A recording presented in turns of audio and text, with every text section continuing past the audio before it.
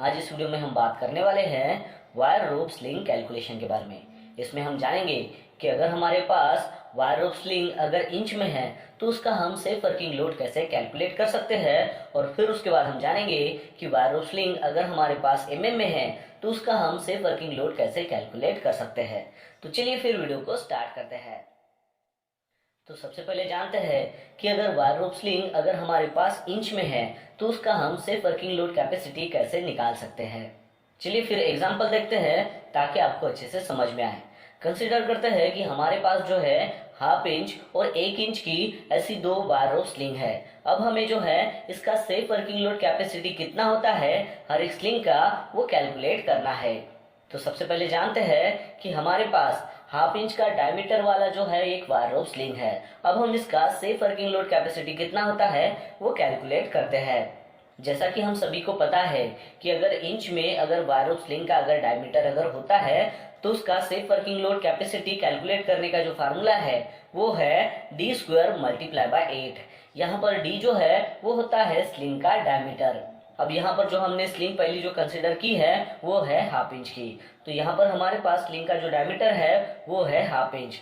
अब हमारा जो फार्मूला वो कहता है कि डायमीटर का स्क्वायर करना है मल्टीप्लाई बाय 8। तो यहाँ पर जो हाफ इंच है इसका हमें स्क्वायर करना पड़ेगा। तो इसको हम ऐसे लिख सकते हैं half inch multiply by half multiply by 8, और इसका अगर हम कैलकुलेशन करेंगे तो हमें आंसर मिलेगा 2। अब ये जो 2 है ये टन में आएगा कि केजी में आएगा, ये सबसे बड़ा कंफ्यूजन होता है।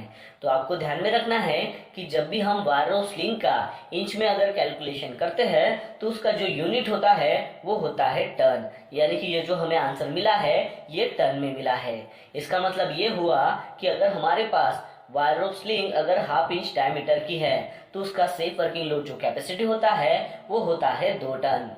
चलिए अब जानते हैं कि अब हमारे पास जो है दूसरे डायमीटर का एक स्लिंग है जो है 1 इंच डायमीटर। अब हमें इसका भी जो है सेफ वर्किंग लोड कैपेसिटी कितना होता है वो कैलकुलेट करना है। तो सेम जो है हमारा फार्मूला आएगा safe working load is equal to d² multiply by 8।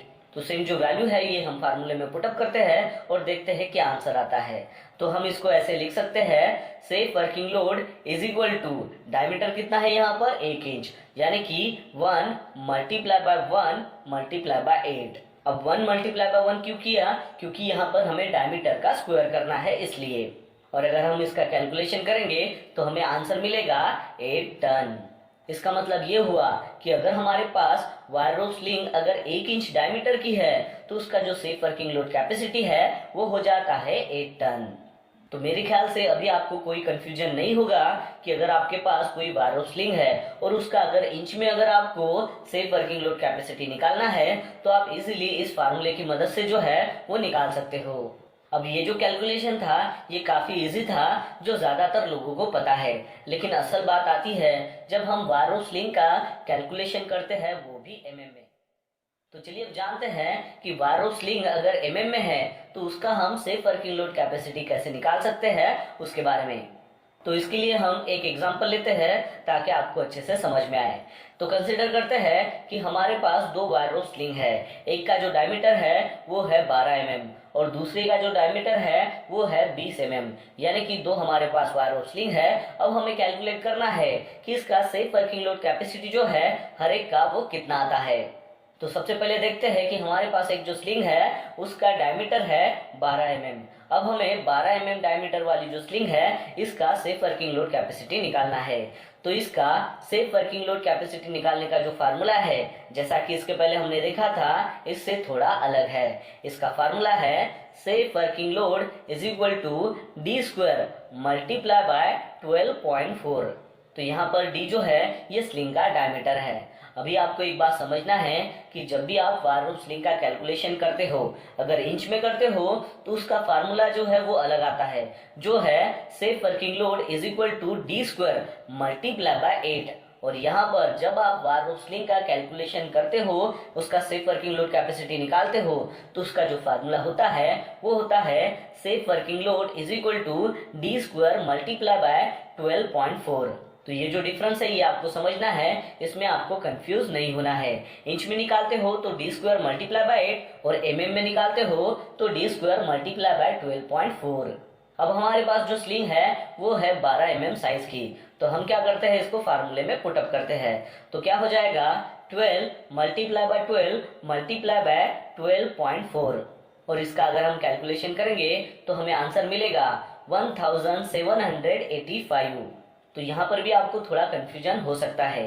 तो ये जो आंसर आया है, अब आप बोलोगे कि इसको हम टन में लिखेंगे, इसका यूनिट जो है वो टन में आएगा, लेकिन ऐसा नहीं है। ये जो यूनिट रहेगा ये रहेगा केजी में। यही आपको डिफरेंस समझना है। जब आप इंच में कैलकुलेशन करते हो तो आपको जो है आंसर जो मिलता है वो टन में मिलता है, लेकिन जब आप mm में कैलकुलेशन करते हो तो उसका जो आंसर है वो आपको केजी में मिलता है। ये आपको ध्यान में रखना है। अब आपको केजी को अगर टन में कन्वर्ट करना है तो आपको पता होना चाहिए कि एक टन जो है वो होता है 1000 केजी। तो अगर हमें इसको टन में अगर कन्वर्ट करना है तो हमें लिखना पड़ेगा 1785 डिवाइडेड बाय 1000, तो इसका आंसर आएगा 1.785 टन। तो यहाँ पर ये जो है ये टन में कन्वर्ट हो जाएगा। तो यहाँ पर हम ये कह सकते हैं कि अगर हमारे पास वायर रोप स्लिंग अगर 12 mm डायमीटर की है तो उसका जो सेफ वर्किंग लोड कैपेसिटी है वो हो जाता है 1785 केजी, यानी कि 1.785 टन। अब जानते हैं कि हमारे पास दूसरी डायमीटर का जो है दूसरा स्लिंग है जो है 20 mm डायमीटर।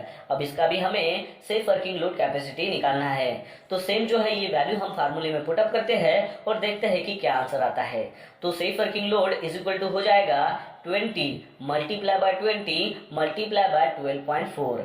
यहाँ पर हमने 20 दो बार क्यों लिया, क्योंकि ये डी स्क्वायर है यानी कि डायमीटर का स्क्वायर है, इसलिए हमें 20 का दो बार जो है वो मल्टीप्लीकेशन करना है। और इसका अगर हम कैलकुलेशन करेंगे तो हमें आंसर मिलेगा 4960 केजी। और इसको अगर हमें टन में कन्वर्ट करना है तो सिंपली इसको हमें 1000 से डिवाइड करना पड़ेगा, यानी कि 4960 डिवाइडेड बाय 1000। तो इसका आंसर आएगा 4.960 टन। यानी कि हम ये कह सकते हैं कि हमारे पास अगर wire rope sling 20 mm diameter की है तो उसका सेफ वर्किंग लोड जो कैपेसिटी है वो आता है 4960 केजी, यानी कि 4.960 टन। तो आपको यहाँ पर अच्छे से समझ में आ गया होगा कि वायर रोप स्लिंग अगर हमारे पास mm में है तो उसका हम सेफ वर्किंग लोड कैपेसिटी कैसे निकाल सकते हैं। तो दोस्तों आशा करता हूँ कि आपको इस वीडियो के माध्यम से पता चल गया होगा वायर रोप स्लिंग कैलकुलेशन के बारे में, जिसमें हमने जाना कि अगर हमारे पास वायर रोप स्लिंग इंच में है या फिर mm में है तो उसका हम सेफ वर्किंग लोड कैपेसिटी कैसे निकाल सकते हैं। तो बस आज के लिए इतना ही, मिलते हैं नेक्स्ट वीडियो में एक नए टॉपिक के साथ में।